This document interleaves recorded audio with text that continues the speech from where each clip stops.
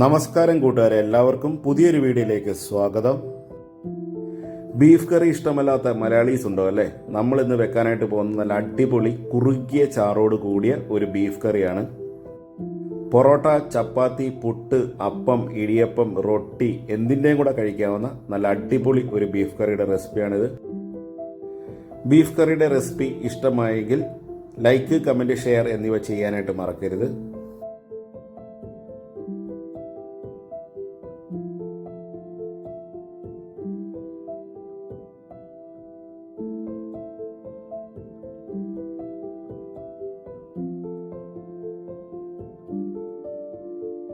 Beef കറി ഉണ്ടാക്കുന്നതിന് ആദ്യമേ തന്നെ നമുക്കൊരു ബീഫ് മസാല തയ്യാറാക്കിയെടുക്കാം.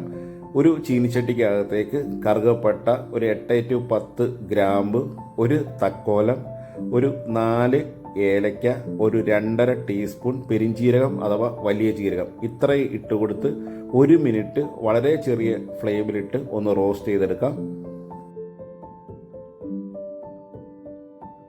ഇനി ഇതിൻ്റെ അകത്തേക്ക് ഒരു 1/2 ടീസ്പൂൺ പോപ്പി സീഡ് ചേർത്ത് കൊടുക്കാം. പോപ്പി സീഡ് ചേർത്ത് കൊടുത്തതിന് ശേഷം വീണ്ടും ഒരു 30 സെക്കൻഡും കൂടെ ലോ ഫ്ലെയിമിലിട്ട് ഒന്ന് റോസ്റ്റ് ചെയ്ത് കൊടുക്കാം. മസാലയുടെ ചൂടൊക്കെ മാറിയതിന് ശേഷം നമുക്കിത് നന്നായിട്ട് ഒന്ന് പൊടിച്ചെടുക്കാവുന്നതാണ്.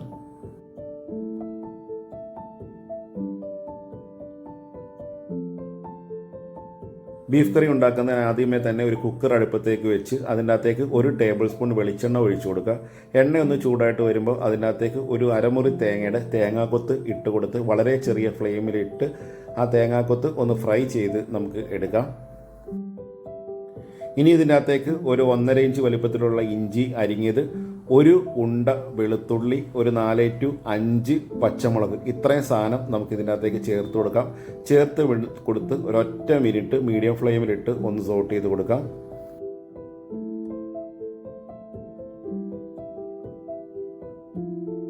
ഇനി ഇതിൻ്റെ അകത്തേക്ക് ചെറിയ ഉള്ളി ചേർത്ത് കൊടുക്കാം. ഞാനൊരു 200 ഗ്രാം ഉള്ളിയാണ് ഇതിൻ്റെ അകത്തേക്ക് ചേർത്ത് കൊടുക്കുന്നത്. ഉള്ളി നെടുകെ പിളർന്നതാണ് ചേർത്ത് കൊടുക്കുന്നത്. ബീഫിൽ കഴിവതും ചെറുള്ളി തന്നെ ചേർത്ത് കൊടുക്കാനായിട്ട് ശ്രദ്ധിക്കുക. ചെറുള്ളി ചേർത്ത് കൊടുത്ത് 1 മിനിറ്റ് മീഡിയം ഫ്ലെയിമിൽ ഒന്ന് സോട്ട് ചെയ്യാം. അതിനുശേഷം നമുക്ക് ഇതിനകത്തേക്ക് ഒരു 2 സവാള, 3 തണ്ട് കറിവേപ്പില എന്നിവ ചേർത്ത് കൊടുക്കാം. കൂടെ തന്നെ ഒരു 1.5 ടീസ്പൂൺ ഉപ്പും കൂടെ ചേർത്ത് കൊടുക്കാം. അപ്പോൾ നമ്മുടെ സവാളയും ചെറുള്ളിയൊക്കെ പെട്ടെന്ന് തന്നെ ഒന്ന് വാടി കിട്ടും.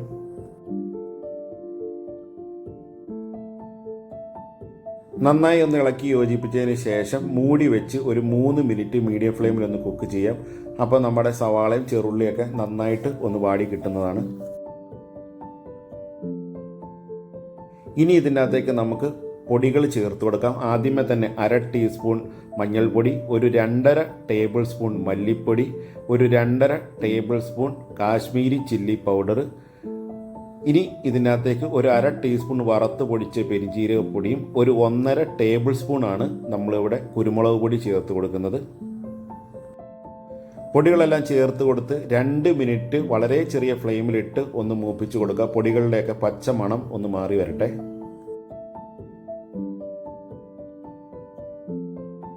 പൊടികളുടെ എല്ലാം പച്ചമണം മാറിയതിന് ശേഷം നമുക്കിതിൻ്റെ അകത്തേക്ക് ഒരു 2 തക്കാളി അരിഞ്ഞത് ചേർത്ത് കൊടുക്കാം.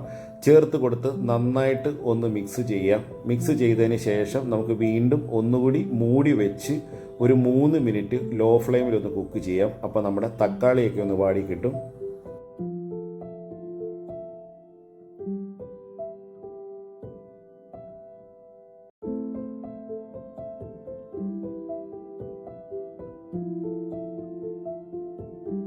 ഇനി ഇതിനകത്തേക്ക് കഴുകി വൃത്തിയാക്കി വെച്ചിരിക്കുന്ന ബീഫ് ചേർത്ത് കൊടുക്കാം. ഞാനിവിടെ ഒരു 1.25 കിലോ ബീഫ് ഇതിനകത്തേക്ക് ചേർത്ത് കൊടുത്തിട്ടുണ്ട്. ചേർത്ത് കൊടുത്ത് നന്നായിട്ട് ഒന്ന് ഇളക്കി യോജിപ്പിക്കുക.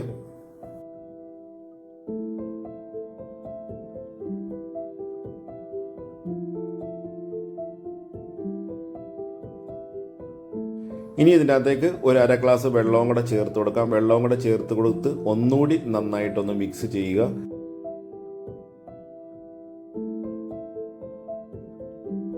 ഇനി നമുക്ക് കുക്കർ മൂടി വെച്ച് ഒരു 7 വിസിൽ വരുന്നവരെ ഇതൊന്ന് കുക്ക് ചെയ്യാം.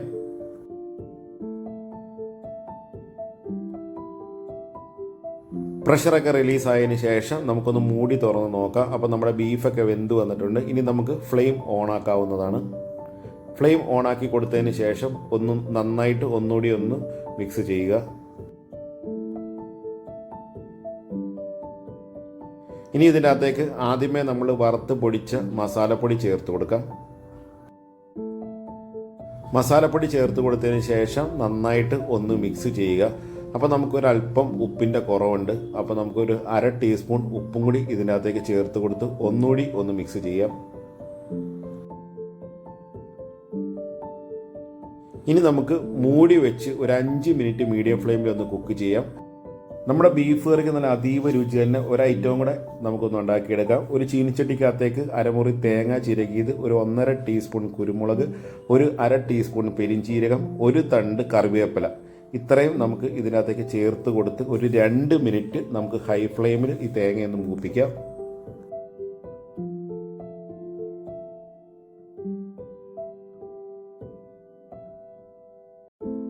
ഇനി ഇതിനകത്തേക്ക് ഒരു 4 ഉണക്കമുളകും കൂടെ ചേർത്ത് കൊടുക്കാം. ഉണക്കമുളകൊക്കെ ചേർത്ത് കൊടുത്തതിന് ശേഷം നമുക്ക് വളരെ ചെറിയ ഫ്ലെയിമിലിട്ട് ഈ തേങ്ങയുടെ നിറം ഒന്ന് ഗോൾഡൻ ബ്രൗൺ ആകുന്ന വരെ നമുക്ക് പതുക്കെ ഇതൊന്ന് വറുത്തെടുക്കാം. തേങ്ങ വറുത്തതിൻ്റെ ചൂടൊക്കെ മാറിയതിന് ശേഷം ഒരു മിക്സിക്കകത്തേക്ക് ഇട്ട് കൊടുത്ത് ചെറുതായിട്ട് ഒന്ന് നമുക്ക് കറക്കിയെടുക്കാം. കുറച്ച് തരിയോട് കൂടി വേണം നമുക്കിത് ബീഫിൻ്റെ അകത്തേക്ക് ചേർത്ത് കൊടുക്കാനായിട്ട്. ഒരുപാട് അങ്ങ് അരയ്ക്കേണ്ട ആവശ്യമില്ല. അപ്പോൾ നമ്മൾ ഇത് പൊടിച്ച് എടുത്തിരിക്കുന്നത് കണ്ടോ, കുറച്ച് തരിയായിട്ടാണ് നമ്മളിത് പൊടിച്ച് എടുത്തിരിക്കുന്നത്.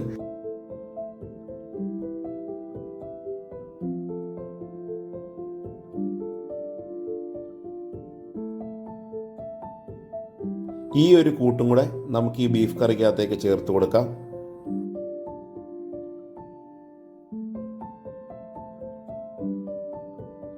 നന്നായിട്ട് ഒന്ന് മിക്സ് ചെയ്തതിന് ശേഷം 2 മിനിറ്റ് നമുക്ക് വളരെ ചെറിയ ഫ്ലെയിമിലിട്ടൊന്ന് കുക്ക് ചെയ്യാം.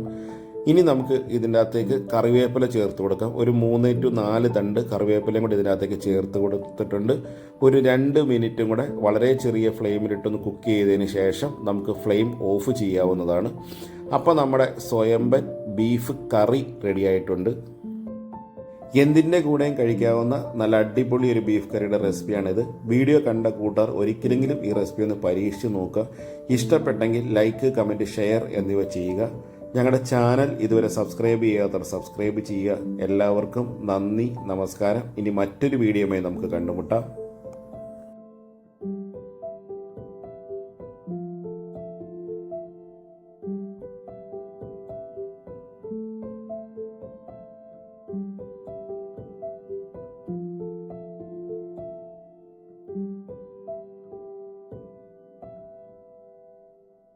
you